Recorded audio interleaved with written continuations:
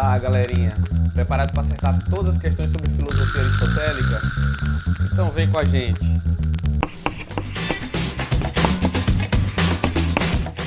Vamos lá! Filosofia aristotélica. O que nós podemos falar acerca desse ícone tão importante na história da filosofia antiga que foi Aristóteles? Olha, o que nós sabemos dele é que ele foi discípulo de Platão e logo após a morte de Platão, ele acaba saindo da academia e fundando sua própria escola. Sabemos também que Aristóteles foi o primeiro filósofo a catalogar tudo o que havia produzido até a chegada dele.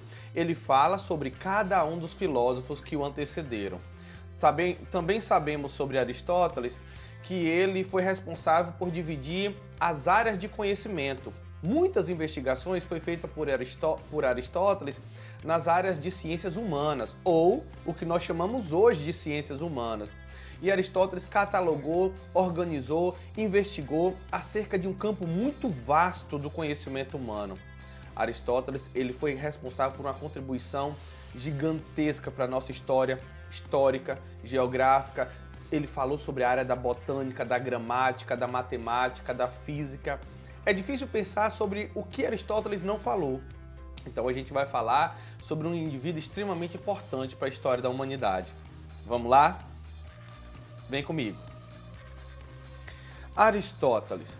Ora, vamos delimitar algumas coisas que nós vamos falar sobre ele. Como eu acabei de falar, Aristóteles ele fala sobre um campo muito vasto do conhecimento humano. Então a gente não tem como falar tudo sobre ele em um vídeo que não fique tão longo. Então a gente vai escolher algumas coisas e vamos falar e deixar para outro momento falar sobre outras. Tudo bem? Vamos falar aqui sobre os 7 graus do conhecimento, tá? Uma organização que Aristóteles fez para categorizar alguns dos nossos comportamentos humanos em direção ao conhecimento. Vamos lá? Beleza. Primeiro, sensação. A sensação diz respeito à nossa captação dos estímulos externos. Por exemplo, nesse momento você está recebendo estímulo externo auditivo e estímulo externo visual através desse vídeo. Ora, preste atenção numa coisa extremamente importante. Você está ouvindo sons e você está captando cores, porque os nossos órgãos sensoriais, lembrando que são 5 órgãos sensoriais, eles apenas fazem a captação dos estímulos externos. Quem traduz essa sonoridade em palavras, quem faz com que essas cores tomem formas que nós estamos acostumados, é a nossa percepção. A nossa percepção, ela faz a tradução dos estímulos. Por exemplo, ora, quando eu falo com você, se você domina a língua portuguesa, obviamente você consegue entender palavra por palavra, isso faz sentido para você. Quem faz essa transformação desse barulho, tá? Quem transforma esse barulho em palavras, em coisas cognoscíveis, é a nossa percepção. Beleza. E a nossa memória? O que é a nossa memória? É a retenção da percepção. Quando nós gravamos algo que nós experimentamos, nós armazenamos essas informações em nossa memória. Muito importante. E a imaginação é o quê? A imaginação é a projeção. Lembrando que a imaginação ela pode ser tanto a projeção em relação ao futuro ou algo que poderia ter acontecido, mas de alguma forma não aconteceu. Então utilizamos a nossa imaginação para projetar, né, a partir de percepções retidas na memória. Beleza? Ok, vamos continuar. Linguagem. A linguagem é a nossa forma de transmissão de conhecimento, transmissão de informação, transmissão daquilo que está retido em nossa memória ou na nossa imaginação. Quando nós transmitimos para outras pessoas, nós fazemos isso através da linguagem. Lembrando que é a linguagem que nos diferencia basicamente, também levando em consideração inúmeros aspectos em relação aos outros animais. Por exemplo, nós sabemos que existem animais muito inteligentes. Os macacos são animais extremamente inteligentes, mas falta no macaco uma linguagem complexa, uma linguagem completa. Por exemplo, através desse vídeo você está sendo capaz de aprender sobre coisas que você não vivenciou, mas através da linguagem, dessa transmissão de conhecimento, você é capaz de aprender. Já outros animais, eles precisam experimentar. Eles não são capazes de aprender através da linguagem. Tudo bem? Beleza. O que é o raciocínio? Olha que está subindo o nível, tá bom? Isso é importante que vocês saibam. O que é o raciocínio? O raciocínio é a capacidade de deduzir a partir de. Vamos imaginar algumas questões aqui de raciocínio lógico. Por exemplo, se eu afirmo assim, todas as pessoas morrem. Ora, fulano é uma pessoa, Beltrano é uma pessoa. O que eu posso deduzir a partir de então? Observe, eu só estou dando duas informações. Todas as pessoas morrem e João é uma pessoa. A partir disso, obviamente, você é capaz, através do raciocínio, de lançar uma próxima informação. João também morre. Então, essa capacidade de nós projetarmos a partir de normalmente através de proposições, né? É a nossa capacidade de raciocinar. E outra coisa extremamente importante também é a intuição intelectual. A intuição é o nosso jogo de regras necessários para o raciocínio. Sem essas regras de intuição intelectual, é praticamente impossível estabelecer um raciocínio que seja válido. Vamos analisar isso de maneira um pouco mais detalhada, tudo bem? Vamos lá. Ora, quando nós falamos sobre intuição intelectual, eu posso falar sobre várias formas de raciocínio lógico. Eu vou salientar apenas três, que foram elas apresentadas pelo próprio Aristóteles, tá? Que é o princípio de identidade, não contradição e terceiro excluído. Vamos falar um pouco sobre cada um deles. Princípio de identidade, ele diz o seguinte: todo objeto, todo ser é idêntico a ele mesmo. Ou seja, eu posso comparar laranja com laranja. Eu não posso comparar laranja com maçã, a menos que eu esteja falando sobre fruta. Se eu estiver falando sobre fruta, eu posso dizer que laranja é fruta, tanto igualmente, tá? Maçã. Então, compará-las enquanto fruta não tem problema, mas eu não posso comparar laranja com maçã porque elas não são idênticas e eu não posso comparar objetos que sejam diferentes. Eu só posso dizer que A é igual a B e concluir a partir disso que B é igual a A, porque estou falando sobre objetos idênticos. Mas eu não posso dizer que João é igual a Pedro, de forma nenhuma, se eu levar em consideração as características peculiares de ser humanos deles. Mas eu posso falar que João é ser humano e Pedro também é ser humano, que aí eu não estou comparando coisas diferentes, mas eu estou comparando ser humano com ser humano. Tudo tranquilo, tudo bem? Esse é o princípio de identidade, todo ser é idêntico a ele mesmo. Eu não posso comparar coisas diferentes, eu só posso comparar coisas iguais, tá? Um exemplo bem fácil que talvez agilize a nossa compreensão é dizer assim, eu posso falar, essa feijoada é mais gostosa do que aquela outra feijoada. Mas eu não posso dizer, porque aí eu firo esse princípio de identidade, dizendo que a feijoada é mais gostosa do que a lasanha. Eu estou comparando coisas diferentes. Tá? Eu só posso comparar feijoada com feijoada ou lasanha com lasanha. Beleza, princípio de não contradição. O que diz o princípio de não contradição? Que algo não pode ser e não ser ao mesmo tempo, sobre os mesmos aspectos e sobre as mesmas circunstâncias. Tá? Isso é importante. Eu não posso ser pai e filho da mesma pessoa. Isso é impossível. Eu não posso ser pai e filho da mesma pessoa. Eu posso ser pai de um e filho de outro, mas eu não posso ser do mesmo. Então, algo não pode ser e não ser ao mesmo tempo sobre os mesmos aspectos e sobre, obviamente, as mesmas circunstâncias. Mas se eu mudo a circunstância e os aspectos, eu posso admitir determinadas coisas. Tudo bem? Frases que normalmente ferem o princípio de não contradição. Deixa eu dar um exemplo básico aqui para vocês. A pessoa fala assim, de maneira literal, não faz sentido essa frase de maneira literal, dizer eu estou morto. Ora, se eu estou morto, eu posso estar falando alguma coisa, a menos que essa frase seja tomada de maneira metafórica. Aí tudo bem, mas de maneira literal não faz sentido. Frases como, vou te matar vivo, e mata pessoas mortas, né? Não faz muito sentido. Ou uma frase que ficou muito popularizada, se tornou meme da internet, né? Fulano dormiu e acordou morto. Não faz sentido porque fere o princípio de não contradição, né? O que é o terceiro excluído? O terceiro excluído diz que ou algo é, ou algo não é. Ponto. Ou é ou não é. Ou a porta está aberta, ou a porta está fechada. Tudo bem? Ou o ar-condicionado está ligado ou o ar-condicionado está desligado. Só que existe uma pegadinha aqui nessa história e vocês precisam prestar bastante atenção. Porque nem sempre existe um antônimo que se corresponda de maneira perfeita com a palavra. Por exemplo, ligado tem como antônimo desligado e funciona de maneira perfeita porque não existe nada entre ligado e desligado. Entre aberto e fechado não existe meio termo, mas alguém poderia perguntar assim: o contrário de fulano é rico, qual é a resposta? Fulano é pobre? Não, não pode ser, porque afirmar que fulano é pobre não é necessariamente o contrário de fulano é rico. O contrário de fulano é rico é fulano não é rico. Isso é o que nos ensina o princípio do terceiro excluído. Ou fulano é rico ou fulano não é rico. Porque entre pobre e rico existe o classe média alta, classe média baixa, existem outras condições.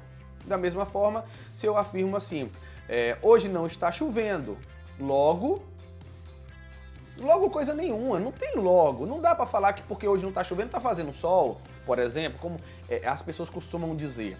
Se ou hoje está chovendo ou não está chovendo. Ou hoje está fazendo sol ou não está fazendo sol. Porque entre sol e chuva existem outras condições climáticas.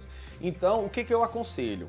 Que se uma questão tiver assim, o contrário, a negação de o ar-condicionado está ligado, é melhor, para evitar problema, falar assim, o ar-condicionado não está ligado.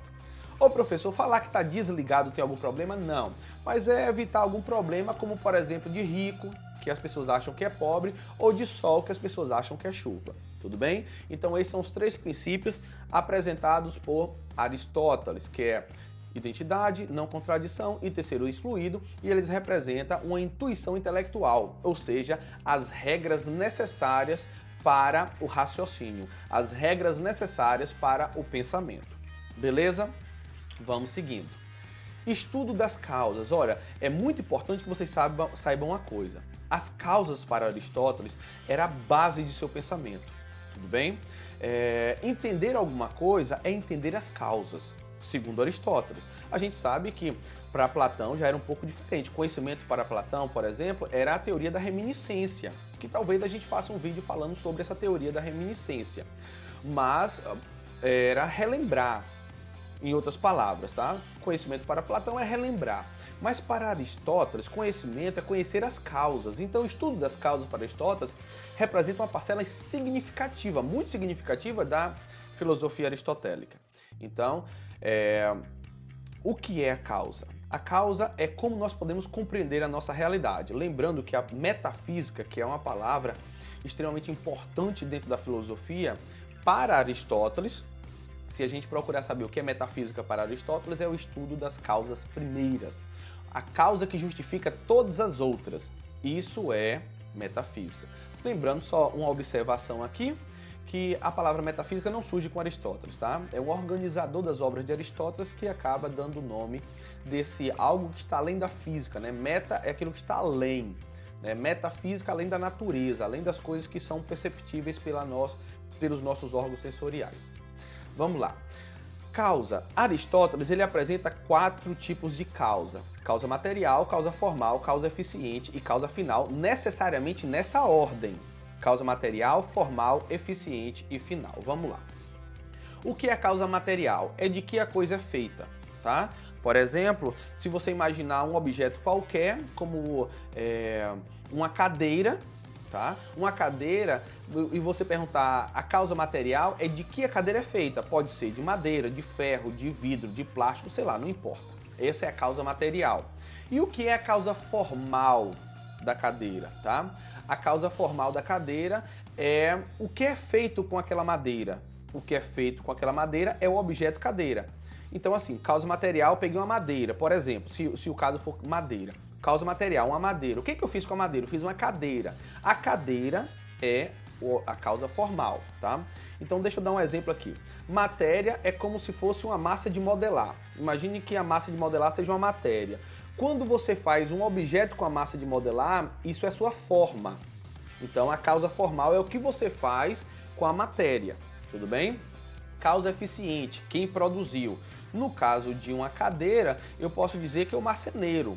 Tá? O marceneiro ele pode produzir, obviamente, uma cadeira. Então, causa material pode ser de madeira, causa formal o objeto em si, que no caso é a cadeira, a causa eficiente o marceneiro que produziu a cadeira, e qual é a finalidade? Para que a gente possa se sentar. Tá? A cadeira é feita para que a gente possa se sentar. Então, a finalidade é para quê? Qual o objetivo último, né? Então, gravem as 4 causas de Aristóteles, que é extremamente importante, lembrando que essa é a ordem: material, formal, eficiente, final. De que é feito, o que é feito, quem fez e para quê. Uma outra coisa também importante em Aristóteles é a relação de ato e potência. Isso é muito importante, tá? O que é ato? Ato é o que a coisa é no momento. Potência é aquilo que ele pode vir a ser. Não necessariamente que vai vir a ser, mas o que ele pode vir a ser. Se eu olho para uma árvore, eu posso dizer que em ato ela é o objeto que eu estou vendo. Em ato, aquele objeto é uma árvore. Mas em potência pode ser um móvel. Tá? Em potência pode se tornar lenha. Em potência ela pode se tornar em carvão. Então potência é aquilo que ela pode vir a ser ou não. Mas ela tem dentro dela os instrumentos necessários. O que uma árvore não pode ser, por exemplo, é um foguete, sei lá, talvez um revólver. Isso não é uma potencialidade de uma árvore, pelo menos em via de regras, tá? A árvore não se transforma em revólver. Então, a ato não tem a potência de se transformar em revólver, mas a árvore tem a potência de se transformar em uma cadeira ou um objeto que possa ser produzido a partir de madeira. Tudo bem? Vamos lá responder uma questãozinha do Enem. Normalmente quem já tem acompanhado os meus vídeos sabe que eu sempre escolho questões do Enem para que a gente possa estar trabalhando e discutindo o nosso conteúdo nos vídeos, tá bom? Enem 2017. A finalidade de Aristóteles para enigma é totalmente desligada de qualquer fundo religioso. Dizer coisas reais associado a coisas impossíveis. Visto que, para Aristóteles, associar coisas impossíveis significa formular uma contradição. Sua definição quer dizer que o enigma é uma contradição que designa algo real, em vez de não indicar nada, como é de regra. O comando da questão diz o seguinte: segundo o texto, Aristóteles inovou a forma de pensar sobre o enigma, ao argumentar que, vamos ver quais são as alternativas. Primeiro, a contradição, ora, essa vai falar sobre o que significa o princípio de contradição, que a gente acabou de ver como relacionado aos princípios lógicos, à intuição. Tá? Letra A, diz assim: a contradição que caracteriza o enigma é desprovida de relevância filosófica. Ora, não é esse o caso que o texto está falando sobre enigma. Tá? No texto lá em cima a gente pode ver que diz assim: o enigma é dizer coisas reais associadas com coisas impossíveis. Então não é essa a alternativa. Vamos ver a letra B. Lembrando que nós temos que relacionar as alternativas com o que o texto oferece. Muitas vezes as alternativas não trazem uma informação errada, mas não satisfaz ao que o texto oferece nem o que é pedido pelo comando da questão. Tem que prestar bastante atenção nisso. Letra B. Os enigmas religiosos são contraditórios porque indica algo religiosamente real. Gente, os enigmas podem ter cunho religioso, mas pode também não ter cunho religioso. Então falar que o enigma está diretamente relacionado à questão religiosa não é o que está em pauta, tá? Letra C. O enigma é uma contradição que diz algo de real e algo do impossível ao mesmo tempo. Ora, se a gente vê lá no comando, no texto base, diz assim, sobre o enigma, dizer coisas reais associadas a coisas impossíveis. Letra C diz: o enigma é a contradição que diz algo real e algo impossível ao mesmo tempo, ou seja, deu Ctrl+C, Ctrl+V praticamente na letra C. Então, tá muito legal essa letra C. Tá vendo o quanto é importante a gente ler com cuidado o que diz o texto? Tá vendo? Vamos lá. Letra D. As coisas impossíveis são enigmáticas e devem ser explicadas em vista de sua origem religiosa. A contradição enuncia coisas impossíveis e irreais, porque ela é designada de seu fundo religioso. Então, religioso, falar que o enigma está relacionado ao religioso é uma pegadinha. Vamos ver qual é a resposta certa? Beleza! O enigma é uma contradição que diz algo do real e algo do impossível ao mesmo tempo, como nós acabamos de ver lá com o texto base. Gente, o seguinte, não esqueça, né, de curtir o nosso vídeo, de se inscrever no nosso canal.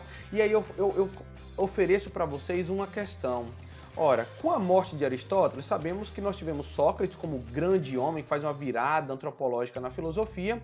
Depois nós tivemos Platão, que nos coloca em outra dimensão da discussão, no suprassensível.